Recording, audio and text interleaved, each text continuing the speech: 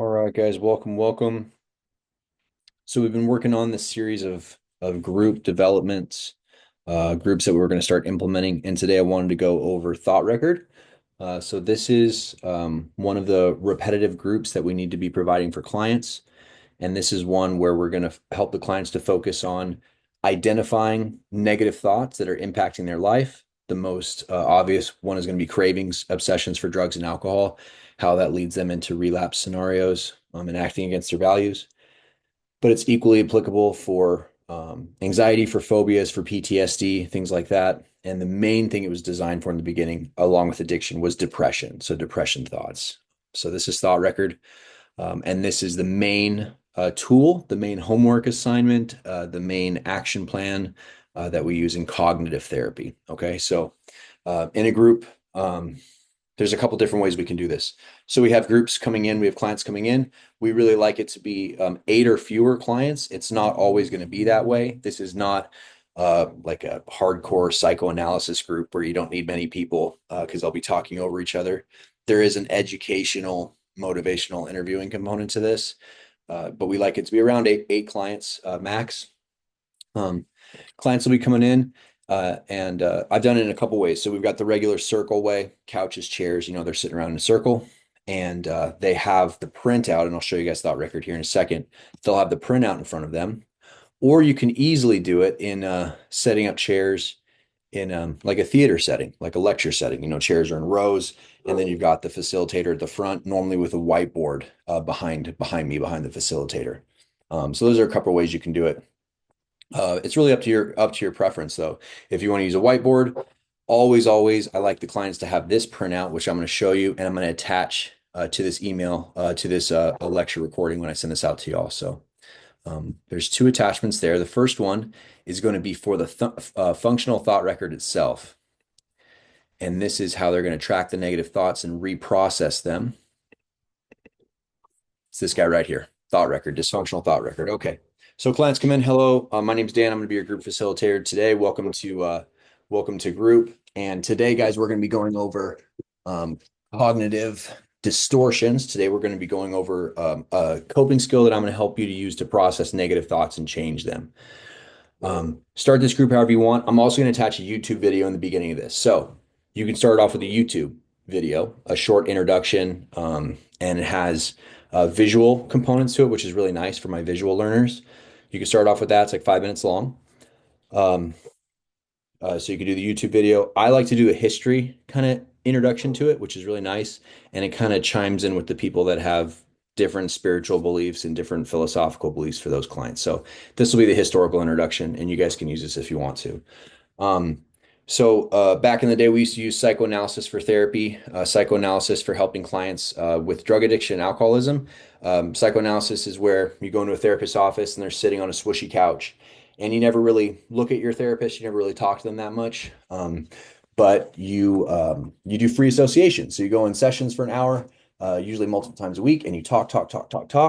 And that at the end of that, after a couple months, sometimes years of that, your analyst will come up and say what's wrong with you. Freud said it was, Oedipus complex, Electra complex, all these really fancy ideas. And then that's it. You get insight, and that's what therapy's about. This is a counter to that, where we actually get tools to use in our everyday life outside of counseling sessions, outside of therapy sessions, that we can actually use in real life situations where we have cravings, depression, urges to kill ourselves or self-harm, harm others, act against our values. And this is what I'm going to introduce to you guys is the counter to that original psychoanalysis, where you're dependent upon a counselor, you're dependent upon a therapist or an analyst. This is where we get to help teach you, and you get to learn coping skills to use in your life, so you're independent and you can choose to stay sober. You can choose to work on your mental health by yourself without being dependent on anyone else.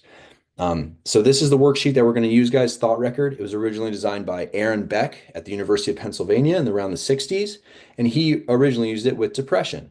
The issue with depression and the issue with addiction is that a lot of people struggle to show up consistently to therapy, to take medications, to do all the things that are really helpful for them, to do long-term exposure therapy, because as addicts and alcoholics we die, we're incarcerated, we get arrested again, we're hospitalized again, and it's hard to have consistent progress without things that you can actually use in serious, as needed real life situations. So, Aaron Beck designed this idea of cognitive behavior therapy to help addicts and people who struggle with depression to be able to manage their mental health without being reliant upon anyone else. So, what we're going to do in group guys, is I'm going to help teach you some of the main components of CBT so that you can use those in everyday life. So there's my history lesson. Okay. Everyone, please take out your thought records. The clients will take out their sheets, and I'm going to start. I'm going to go over how we're going to use this, guys, and we can use an example. So a couple ways you can do it, guys. You can be writing on your own sheet, right? Around the clients, you're sitting in the group with them. That's absolutely fine. You can have a whiteboard and you just go ahead and you put out the lines. You put out the 7 columns yourself. Write it on the whiteboard. Date and time, situation, automatic thought, emotion. You actually do all 7 and Sharpie it on there, or not Sharpie, but dry erase it on there. That's my preference. I like the whiteboard because I'll actually ask clients at the end of this for the actual group part to come up and put their negative thoughts, their cognitive distortions on the board itself so we can process as a group. Okay. So everyone, please bring out your thought records. Okay. Everyone in group, I would like you to think of the last time you had a major negative thought. I would like you to think of the last time you had a major negative thought. If you're struggling to come up with one, when's the last time you had a severe craving for drugs or alcohol? When's the last time you had a thought that was so powerful that it led you to not getting out of bed? Right? Textbook depression. I can't get out of bed. When's the last time you had a thought that led to a panic attack? A lot of our clients will be able to come up with one very quickly off of that list. If they're not, there's other ways to guide them forward, but that'll be a good intro. A lot of them are going to start writing. Please get as specific as you can to date and time. Okay. When did the thought occur? So the clients will put down whatever, March 1st at 7 a.m. You can do a whole group on each of these columns, guys, if you want to, and we can kind of delve into it, and we will in the future. Date and time matters because for our clients, guys, sometimes there's a time piece, a time-based element to their negative thoughts. Even something as generic as I'm a morning person or I'm an evening person means a lot when it comes to recovery. And this is one of the data recording exercises where clients can learn about themselves and they'll notice, man, I get really negative thoughts around the same time each day, same time each week, at the end of the workday, in the middle of the night. And sometimes, if they get enough data, they'll see seasonal patterns, anniversaries of deaths, breakups, people passing away, holidays, things like that. So the date and time actually matters for preparation and insight into what's triggering our negative thoughts. When did the thought occur? Next one, situation. When was what was the context? What was happening at the time and prior to the thought? So this is people, places, things, right? You kind of hear about that a lot of the times in meetings. What people was I around? Geographically, what place was I in? And things, just the things that were happening around me. Um, what was the context? What was going on in my life around the time I had that thought? You can tell the clients if they're struggling, some of the less obvious things under situation that they'll learn to pay attention to. Nutrition, exercise, sleep, sunlight. Nutrition, exercise, sleep, sunlight. Those are the 4 behavior modification categories we pay attention to. But consider, what were you eating? How was your exercise life? How was your sleep? Huge, huge deal for negative thoughts. So date and time, situation. I was watching a Budweiser commercial, cravings for alcohol. I was in the doctor's office and they were about to put a needle in my arm and I have a needle phobia, panic, right? So there you go. There's some ideas of situations. Getting pulled over by a cop. I'm about to get arrested, right? I got a speeding ticket or something. That would be a situation for a panic attack or craving. Automatic thought, describe the thought, rate how much you believed it out of 100%. I ask the clients a lot of times here to put their thoughts in quotation marks, like it's a voice in their head. I am going to be arrested. I'm never going to get this job. I'm a failure as a father. I'm a failure as a mother. I'm a screw up. I'm a loser. The world is about to end. I am going to crash this car, whatever it is, right? The negative automatic thought that led to disturbance. Um, We give clients high fives and we cheer for them if they can come up with an I am statement under automatic thought. I am worthless. I am unlovable. I'm unacceptable. Not because we like them to have those thoughts, but those are called core beliefs. And those are the computer programs that are really running our clients. They're running us as human beings. Those I am statements are gold. So if the clients can manifest those during group, we really cheer them on for their insight. Automatic thought, we ask them for a number here, guys. So with CBT, we really like numbers because we don't want people to leave these groups just saying, I feel better emotionally. I think I'm getting better. I learned a little bit about myself. It's really nice for them to say, I actually saw the severity of my mental health drop, right? My mental health stress. I actually saw in numbers wise, it's dropping. So how much do we believe the automatic thought? 0 to 100. If they put it on a thought record, it's going to be pretty close to 100 most of the time. Emotions are going to come up. What feelings came to you at the time? How intense were they out of 100? Same thing. What emotions are linked to it? We try to use antonyms here. We try to use, I think it's antonyms, might be synonyms, whatever, one of those fancy words. We try to use a fancy way of describing emotions. So all the clients, they could put sad, they could put angry, but we try to do, we're learning about ourselves. What are the emotions that are driving us towards relapse? What are emotions that are driving our negative thoughts about ourselves and other people in the world? Um, Discouraged, doomed, failure. That's not, that could be one. Frustrated, irritable, discouraged, um, panicked, furious, rage, despairing, right? So these are elements of sadness, of anger, of fear, but they're, more specific. We're kind of getting a taste for the emotions that are running our clients' lives and kind of we're getting understanding them personally. How intense were they out of 100? If they want to overkill, they can write for each emotion 0 to 100, or they can just do them all in one clump, 0 to 100. Cognitive distortions. Here we go.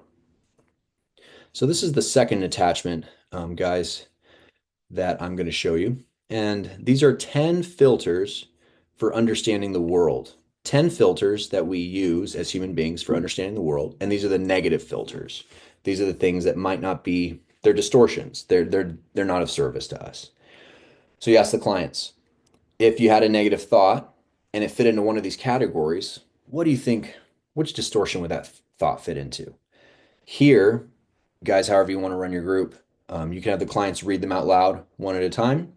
You can read them yourself, kind of describing them yourself. If you feel like using a little bit of self-disclosure, a little bit, you can pick out one or two that maybe you've struggled with in the past, if you feel comfortable.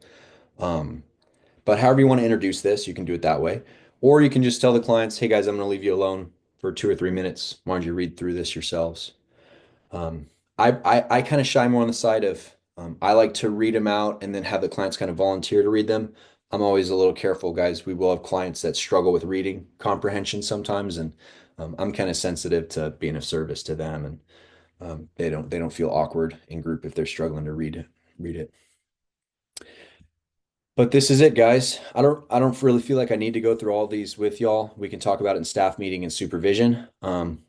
But there are 10 of them, and one of them, jumping to conclusions, is actually split into two subtypes. So there's actually two subtypes in jumping to conclusions.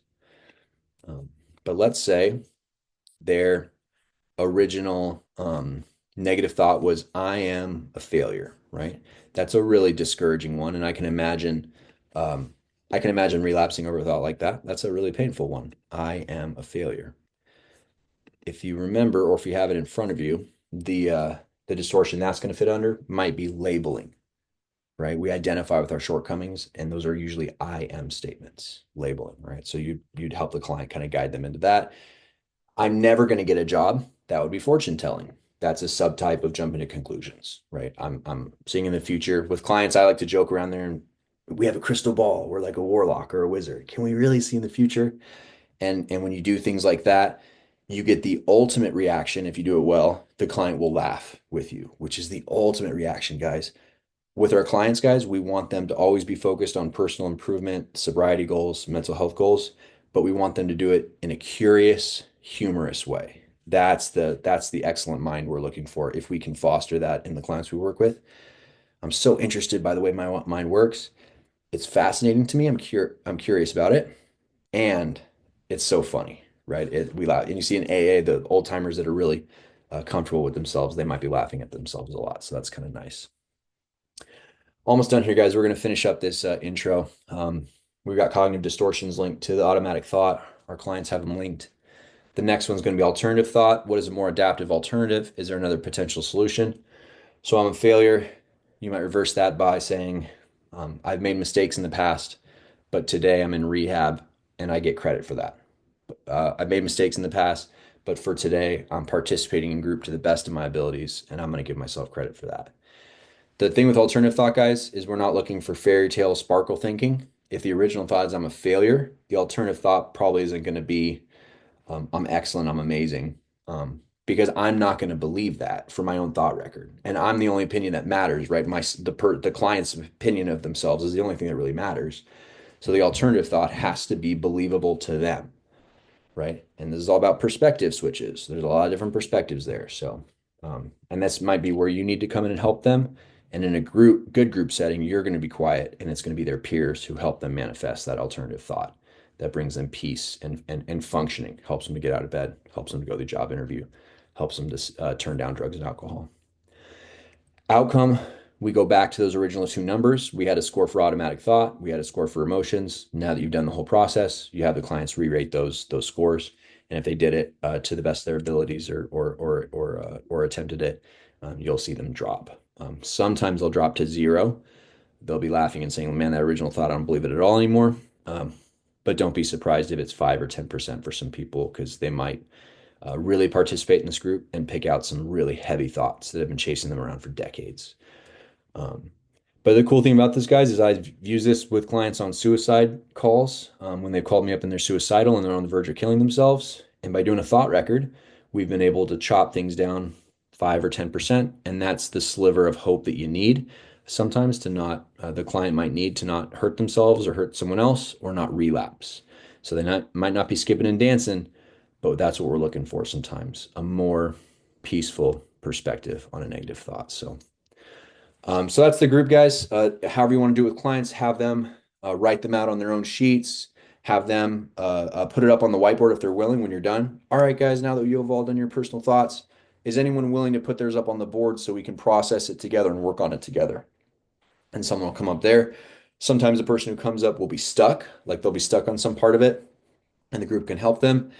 And other times we're just celebrating with them with the fact that they're getting a positive alternative thought on something that used to really jack them up. So we'll be clapping and cheering and amplifying them. So that's thought record, guys. What we need to be doing is reminding the clients about this process once we've introduced it in case management, individual therapy, and group therapy. We need to be repeating it to the clients consistently, not every second of the day, but every day they're with us. I want them to hear something about thought record, just like exercise, sleep, nutrition, sunlight, those things, just like medication compliance, just like attending some kind of support meeting. These are like the pillars of sobriety we're offering to our clients.